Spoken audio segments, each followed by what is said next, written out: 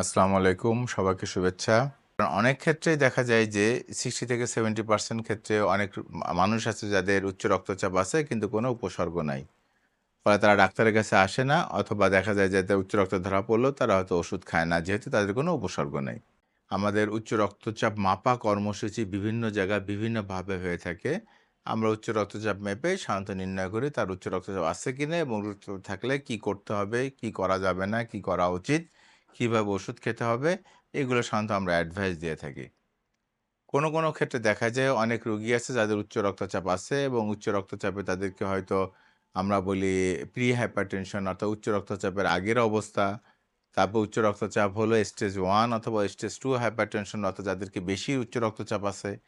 এদের ক্ষেত্রে বিভিন্নভাবে আমরা লাইফস্টাইল মডিফিকেশন দিয়ে থাকি। অর্থাৎ হলো ১ম এ স্বাভাবিক যে জীবনযাত্রা যে সুস্থ জীবনযাত্রা যেগুলো ওইটা আমরা যেমন ওজন কমানো, খাবার-দাবারের ব্যাপার, নিয়মিত এক্সারসাইজ করা, ধূমপান না করা, ডায়াবেটিস থাকলে কন্ট্রোল করা। আমরা এই ধরনের উপদেশ সাধারণত রোগীদেরকে দিয়ে থাকি। এর পাশাপাশি যেটা আছে আমরা রোগীদেরকে ওষুধ দিয়ে থাকি। এখন এই ওষুধ দেওয়ার পরেও দেখা যাচ্ছে যে আমরা যদি দেখি একটা হিসাবে যে যাদের উচ্চ রক্তচাপ আছে তার মধ্যে অর্ধেকই মানুষই জানে না যে তাদের উচ্চ রক্তচাপ আছে। অর্থাৎ 50% মানুষ যারা তারা জানে উচ্চ রক্তচাপ তাদের আছে এবং 50% মানুষ জানেই না তারা আনঅ্যাওয়ার তাদের সম্বন্ধে জানে না যে তার উচ্চ রক্তচাপ আছে। এই ৫০ ভাগ মানুষের মধ্যে দেখা যাচ্ছে যাদের 50% যারা আছে 50% মানুষ হলো চিকিৎসা নেয়, 50% মানুষ চিকিৎসা নেয় না। এই যে 50% বা অর্ধেক মানুষ এর মধ্যে তারও অর্ধেক দেখা যায় যাদের উচ্চ রক্তচাপ নিয়ন্ত্রণে আছে এবং তার অর্ধেক যেটা আরকি আমরা সাধারণত বলি যে ১২.৫% অ্যারাউন্ড যদি হয় এবং বাদবাকি প্রায় ৮৭% মানুষ যারা এর মধ্যে কেউ উচ্চ রক্তচাপ নিয়ন্ত্রণে নেয়, কেউ হয়তো ওষুধ খাচ্ছে কিন্তু ওষুধ খাওয়ার পরেও নিয়ন্ত্রণ নাই। আবার কেউ হয়তো জানেই না যে তার উচ্চ রক্তচাপ আছে। তাহলে একটু স্বভাবতই যে একটা বিশাল একটা জনগোষ্ঠী যাদের উচ্চ রক্তচাপ আছে, তাদের অনেকেই জানেন না যে তাদের উচ্চ রক্তচাপ আছে অথবা তারা জানে ওষুধ খায় কিন্তু ওষুধ খেলেও তাদের রক্তচাপ নিয়ন্ত্রণে আসে না। তো স্বাভাবিকভাবেই দেখা যাচ্ছে যে এই রোগীর রক্তচাপ আছে কিন্তু রোগীর রক্তচাপ নিয়ন্ত্রণে আসতেছে না বা আসে না। এগুলো আসলে অনেকগুলো কারণে এই জিনিসটুকু আমরা দেখে থাকি আমাদের এক্সপেরিয়েন্স এবং আমাদের বইপত্র যেটা আছে স্টাডি বা এগুলো যেগুলো রিসার্চ আছে রিসার্চ এগুলো বলে। তার মধ্যে একটা অন্যতম প্রধান কারণ হলো যে রোগীর নন কমপ্লায়েন্স অর্থাৎ রোগী ওষুধ খাচ্ছে না। তো ওষুধ খাচ্ছে না এটা বিভিন্ন কারণে হইতে পারে। একটা হতে পারে যে রোগীর ওষুধ দেওয়া হয়েছে, হয়তো ওষুধের সংখ্যা বেশি। মাল্টিপল পিল ওই রোগী অনেকগুলো ওষুধ মনে করে হয়তো একটা খায় বা দেখা গেল সবগুলো খাচ্ছে না। এইজন্য আমরা সাধারণত এগুলোর ক্ষেত্রে সিঙ্গেল পিল কম্বিনেশন বলি। অর্থাৎ একটা ওষুধের মধ্যে ২ থেকে ৩ টা উচ্চ রক্তচাপের ওষুধ ঢুকায় দেওয়া হয়। রোগী মনে করে আমরা একটা ওষুধ খাচ্ছি এবং এখানে দেখা যাচ্ছে রোগীর কমপ্লায়েন্স বেশি মানে এক্ষেত্রে বা অ্যাডহেরেন্স বেশি অর্থাৎ রোগী এই ওষুধগুলো খেতে স্বাচ্ছন্দ্য বোধ করে এবং রোগী জানে যেহেতু একটা ওষুধ খাচ্ছি, এই ক্ষেত্রে রোগীরা অনেকদিন সাধারণত নিয়মিত ওষুধ খায় এবং রোগীর ডোজ মিস হয় না এবং ডোজ মিস না হওয়ার কারণে তাদের উচ্চ রক্তচাপ সাধারণত নিয়ন্ত্রণে থাকে। এইটা একটা কারণ যে উচ্চ রক্তচাপ আসলে যে নিয়ন্ত্রণে না রাখার জন্য। আরেকটা কারণ যেটা আছে যে অনেক সময় রোগীরা আমরা বলি ইনারশিয়া টু দ্য পেশেন্ট অর্থাৎ রোগী রক্তচাপের ওষুধ শুরু করতে দেরি করে।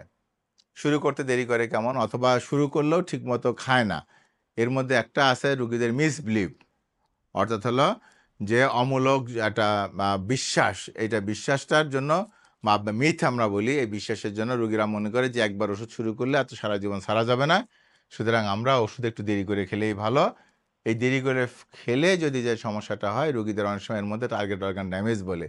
যদিও রোগীর উপসর্গ নাই কিন্তু এই উচ্চ রক্তচাপের জন্য আমাদের কিছু গুরুত্বপূর্ণ অঙ্গ যেটা বলে, আমাদের মস্তিষ্ক বা ব্রেন, আমাদের চোখ বা আমরা রেটিনা বলি, আমাদের হার্ট বা যেটা হৃদযন্ত্র বলি আমরা এবং আমাদের কিডনি এবং শরীরের রক্তনালী যেগুলো আছে সেগুলো ক্ষতিগ্রস্ত হয়। সেগুলো ড্যামেজ হয় ততক্ষণে।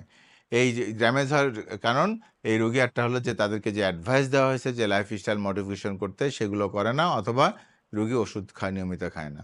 তাহলে এই অথবা ওষুধ শুরু করতে দেরি করছে। সুতরাং এই একটা গ্রুপ আছে যাদের এই ধরনের আছে এবং তাদের উত্তরোত্তর দেখা যায় উচ্চ রক্তচাপের বাড়তে থাকে। অর্থাৎ তাদের উচ্চ রক্তচাপ নিয়ন্ত্রণে থাকে না। যে উচ্চ রক্তচাপ নিয়ে সে আজকে আসছে, দেখা যায় পরবর্তীতে যখন আমাদের কাছে আসে হয়তো উপসর্গ নাই কিন্তু রক্তচাপের মাত্রা বেশি থাকে।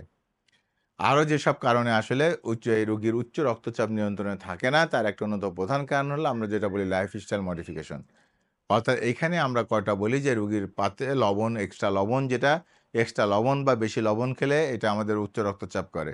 এই লবণের পরিমাণ যদি আমরা নিয়ন্ত্রণ না করি, যদি আমরা ওজন নিয়ন্ত্রণ না করি, ওজন উচ্চ রক্তচাপ করে। আবার অনেক ক্ষেত্রে দেখা যায় ওজন নিয়ন্ত্রণ করলে অনেক ওষুধ ছাড়াই আমার হলো উচ্চ রক্তচাপ নিয়ন্ত্রণ হয়ে যায়। এই কারণে কেউ যদি ওজন বাড়তে থাকে তাহলে তার উচ্চ রক্তচাপ হতে পারে। খাবার-দাবারের ব্যাপারে যদি অধিক ওই যে লবণযুক্ত খাবার খায় বা অধিক কার্বোহাইড্রেটযুক্ত খাবার খায় বা অধিক চর্বিযুক্ত খাবার খায়, বিশেষ করে সম্পৃক্তযুক্ত খাবার খায়, তাহলে রোগীর উচ্চ রক্তচাপ সেক্ষেত্রে নিয়ন্ত্রণ করা কঠিন হয়ে পড়ে। আরেকটা যে জিনিসটা আছে যে, যেটা বলে আমরা যে কনফেকশনের ফুড যেখানে লবণ থাকে বা কম পটাশিয়ামযুক্ত খাবার যদি খায়, পেশেন্ট যদি মুভমেন্ট না করে, সেডেন্টারি লাইফস্টাইল, পেশেন্ট বসে, বসে থাকে এবং বসে, বসে আমাদের বিভিন্ন ডিভাইস বা আমরা যেটা বলি স্ক্রিন টাইম বেশি, এইসব ক্ষেত্রে রোগীর উচ্চ রক্তচাপ হওয়ার সম্ভাবনা থাকে। পেশেন্ট অ্যালকোহল ছাড়ে না, অ্যালকোহলিক। সুতরাং তার ক্ষেত্রে উচ্চ রক্তচাপ হওয়ার বেশি সম্ভাবনা থাকবে। প্লাস হলো যে উচ্চ রক্তচাপ যেটা আমরা বলি নিয়ন্ত্রণে থাকে না বা উচ্চ রক্তচাপে আমরা ওষুধ দিচ্ছি, ওষুধ দেওয়ার পরও আমার নিয়ন্ত্রণে থাকতেছে না, তার একটা অন্যতম প্রধান কারণ।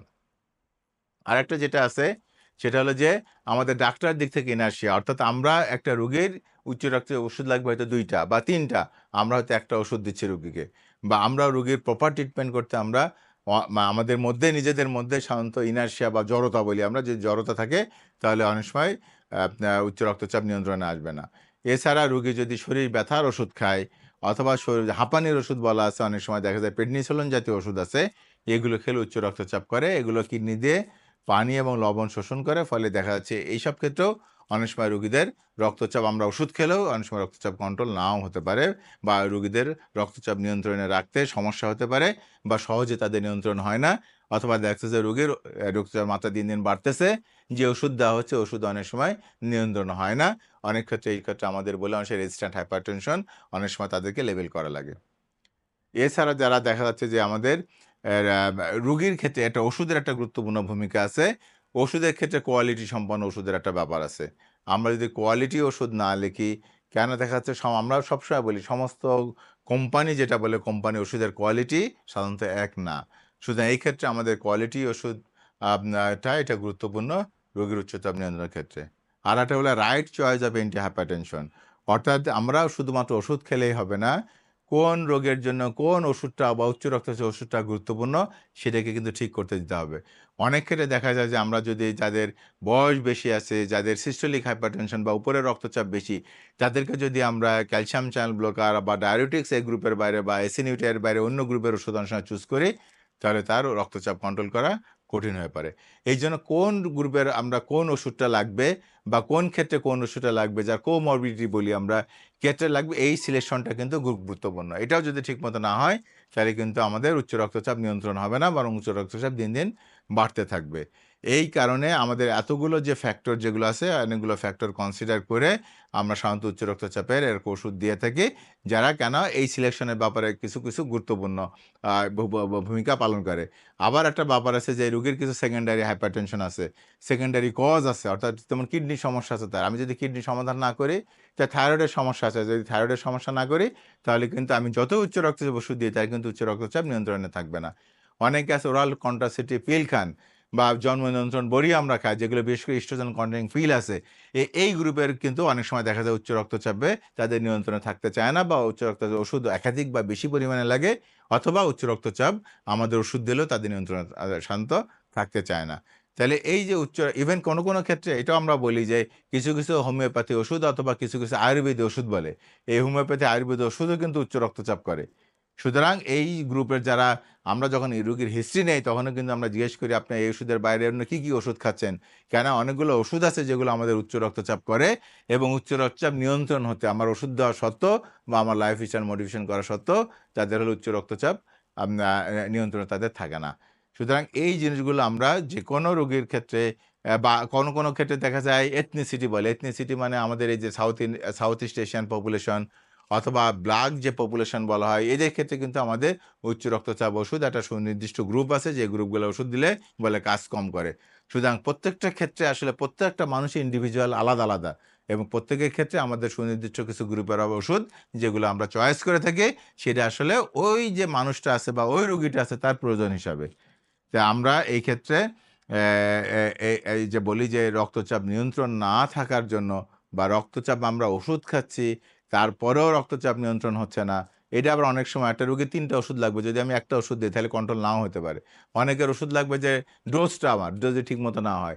যেমন আমাদের ধরেন 10 মিলিগ্রাম কোনো একটা ওষুধের লাগবে। আমি যদি 5 মিলিগ্রাম দেই তাহলে কিন্তু ওষুধ এই যে প্রেশার কন্ট্রোল হবে না।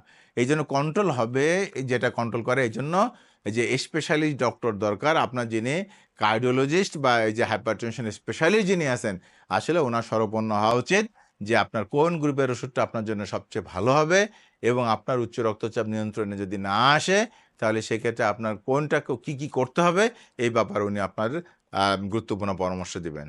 ধন্যবাদ সবাইকে।